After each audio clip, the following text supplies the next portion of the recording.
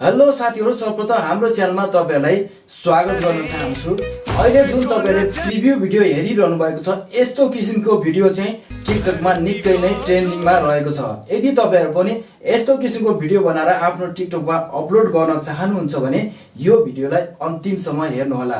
यो भिडियोमा म तपाईहरुलाई कसरी यस्तो किसिमको भिडियो सजिलो तरिकाले बनाउन सक्नुहुन्छ सम्पूर्ण कुराहरु सिकाउने छु। साथीहरु, तपाईहरु यदि हाम्रो च्यानलमा नयाँ हुनुहुन्छ, पहिलो चोटी हेर्दै हुनुहुन्छ भने हाम्रो च्यानललाई सब्स्क्राइब गरेर नजिकै रहेको बेल आइकनलाई प्रेस गरेर अल नोटिफिकेसन अन गरिदिनु होला, ताकि आउँदा दिनहरुमा मैले यस्तो किसिमको भिडियो बनाउँछु भने सर्वप्रथम तपाईकोमा नोटिफिकेसन बज्नेछ।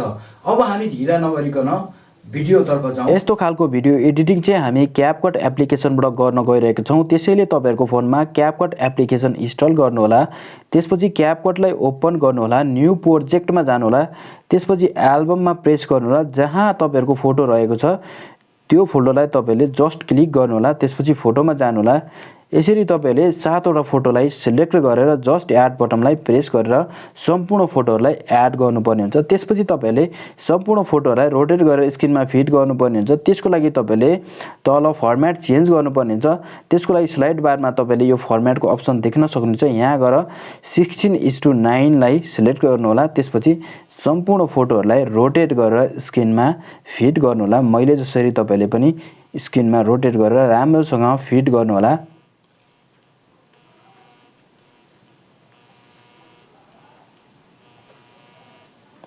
यसरी सम्पूर्ण फोटोहरुलाई हामीले रोटेट गरेर स्क्रिनमा फिट गरिसकेपछि अब हामीले यो फोटोहरुको ड्युरेसन मिलाउनु पर्ने हुन्छ। त्यसको लागि तपाईहरु सुरुको फोटोमा आउनु होला। तपाईले जस्ट फोटोलाई टच गर्दिनु होला र यो साइडबाट फोटोको अन्तिम किनारामा तपाईले फिंगरको सहायताले ड्र्याग गरेर यसको ड्युरेसन घटाउन बढाउन सक्नुहुनेछ। तपाईले सुरुको फोटोको ड्युरेसन 2.0 सेकेन्ड राख्नु होला। फिर सेकेन्ड फोटोको ड्युरेसन पनि 2.0 सेकेन्ड राख्नु होला। थर्ड फोटोको ड्युरेसन 2.2 सेकेन्ड बनाउनु पर्ने हुन्छ। 2.2 सेकेन्ड बनाउनु होला। चौथो फोटोको ड्युरेसन तपाईले 2.3 सेकेन्ड बनाउनु होला। यसलाई घटाएर 2.3 सेकेन्ड बनाउनु होला। पाँचौं फोटोको पनि 2.3 सेकेन्ड नै बनाउनु होला। छैटौं फोटोको 2.5 सेकेन्ड बनाउनु होला।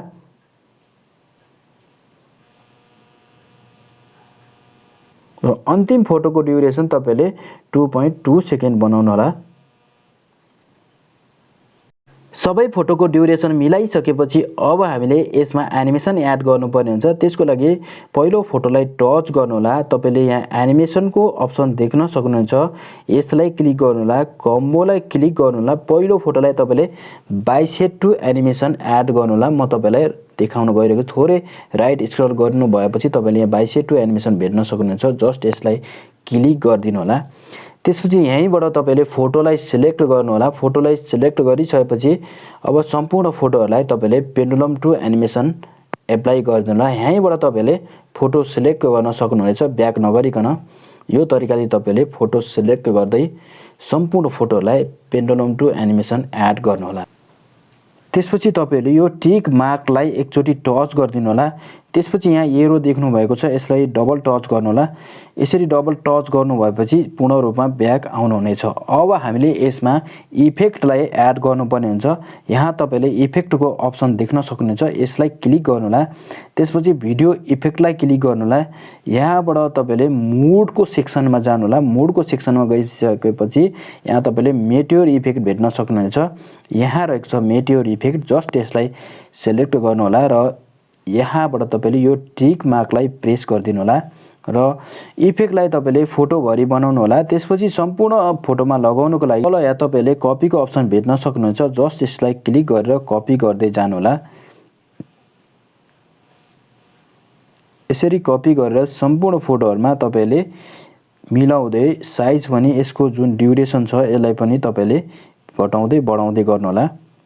मैले यहाँ गर्दै छु, तपाईले राम्रो तरिकाले गर्नु होला।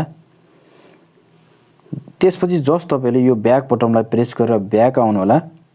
त्यसपछि भिडियोको अन्त्यमा आउनु होला। यहाँ क्यापकटको वाटरमार्क रहेको हुन्छ, यसलाई जस्ट सिलेक्ट गर्नु होला। त्यसपछि यो डिलिटको अप्सनलाई प्रेस गरेर यसलाई डिलिट गरिदिनु होला। त्यसपछि यो एक्सपोर्टिङको एरो रहेको छ, जस्ट यसलाई क्लिक गरेर तपाईले यो भिडियोलाई 100% एक्सपोर्टिङ हुन दिनु होला। स्किप नगर्नु होला, किन भन्दाखेरि अझै काम बाँकी रहेको छ। त्यसपछि तपाईले डन अप्सन देख्नु भएको छ, यहाँ यसलाई टच गरेर डन गरिदिनु होला। त्यसपछि तपाईहरु फेरि न्यू प्रोजेक्टमा जानु होला, भिडियोलाई क्लिक गर्नु होला। अहिले हामीले भिडियो बनाएको जुन थियो त्यो सुरुमै हुन्छ, यसलाई सिलेक्ट गरेर जस्ट एड बटनलाई प्रेस गरिदिनु होला। हामीले अघि बनाएको भिडियो अहिले एड गरिसकेका छौं।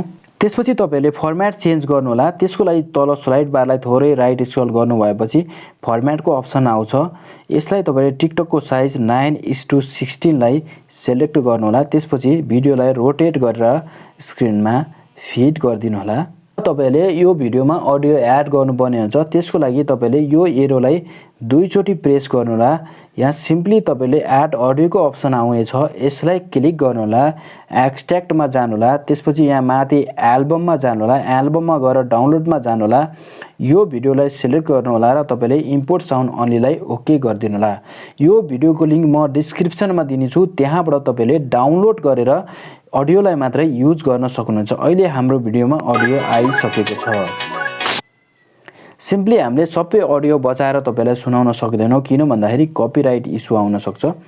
अब तपाईलाई यहाँ एउटा जिज्ञासा के छ भने पेन्डुलम 2, म पहिला भोल्युमलाई डाउन गर्छु।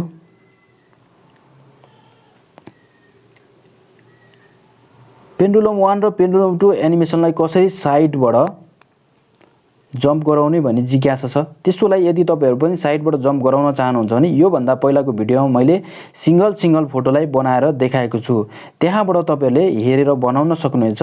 र यहाँ तपाईलाई अलिकति अप्ठ्यारो हुन्छ, यहाँ पनि म तपाईलाई सिकाइदिने छु। त्यसको लागि तपाईले सुरुमा भिडियोलाई प्ले गर्नु होला। त्यसपछि जहाँनिर भिडियोको ट्रान्जिसन चेन्ज हुन्छ तपाईले त्यहाँनिर भिडियोलाई एकचोटी टच गर्नु होला। यहाँ तपाईहरु स्प्लिटको अप्सन देख्न सक्नुहुन्छ, जस्ट यसलाई क्लिक गरिदिनु होला। फेरि तपाईले भिडियो प्ले गर्नु होला। यहाँनिर हो, यहाँनिर जहाँनिर भिडियोको ट्रान्जिसन चेन्ज हुन्छ त्यहाँनिर तपाईले कट गर्नुपर्ने हुन्छ। फेरि यहाँनिर स्प्लिट गर्नु होला। फेरि तपाईले भिडियोलाई प्ले गर्नु होला। यहाँनिर जहाँनिर ट्रान्जिसन चेन्ज हुन्छ त्यहाँनिर तपाईले फेरि भिडियोलाई एकचोटी स्प्लिट गर्नुपर्ने हुन्छ। त्यसपछि म तपाईलाई डेमोको लागि मात्र देखाइरहेको छु। सिम्पली तपाईले जुन पार्टलाई तपाईले स्प्लिट गर्नु भएको थियो सुरुको पार्टलाई छोड्दिनु होला। यो पार्ट किन भन्दाखेरि यसलाई चाहिँ केही पनि गर्नु पर्दैन। सेकेन्ड पार्टलाई तपाईले टच गर्नु होला। यहाँबाट तपाईले एनिमेसनमा जानु होला, कम्बोमा जानु होला। त्यसपछि पेन्डुलम 1 एनिमेसन दिनु होला यसलाई। त्यसपछि अर्को फोटोलाई टच गर्नु होला, यसलाई चाहिँ तपाईले पेन्डुलम 2 एनिमेसन दिनु होला। अब म तपाईलाई यहाँ प्ले गरेर देखाउँछु। यहाँ देख्न सक्नुहुनेछ तपाईहरुले मैले भिडियो रेडी गरिसकेको छु। तपाईहरुले पनि जहाँबाट फोटो ट्रान्जिसन चेन्ज हुन्छ त्यहाँ तपाईले राम्रोसँग स्प्लिट गर्दै पेन्डुलम 1 र पेन्डुलम 2 एनिमेसनलाई एड गर्नुभयो भने तपाईहरुको भिडियो पनि यस्तै बन्ने छ। त्यसपछि तपाईहरुले यहाँ लास्टमा क्यापकटको वाटरमार्क रहेको हुन्छ, यसलाई सिलेक्ट गरेर डिलिट गरिदिनु होला। त्यसपछि यहाँबाट तपाईले एक्सपोर्टिङ बटनलाई प्रेस गरेर यो भिडियोलाई 100% एक्सपोर्ट हुन दिनु होला। त्यसपछि तपाईले सिम्पली यो प्रेस यति भइसकेपछि तपाईहरुको भिडियो चाहिँ ग्यालरीमा गएर सेभ हुनेछ। म तपाईलाई यहाँ ग्यालरीबाट देखाउँदै छु। यहाँ एल्बममा जानु होला। एल्बममा गएपछि तपाईहरुले क्यामेरामा रहेको हुन्छ, क्यामेरामा गइसकेपछि यो फोटो सुरुमै रहेको हुन्छ, तपाईले यहाँ देख्न सक्नुहुन्छ। यसको भोल्युम म कम गर्दिन्छु।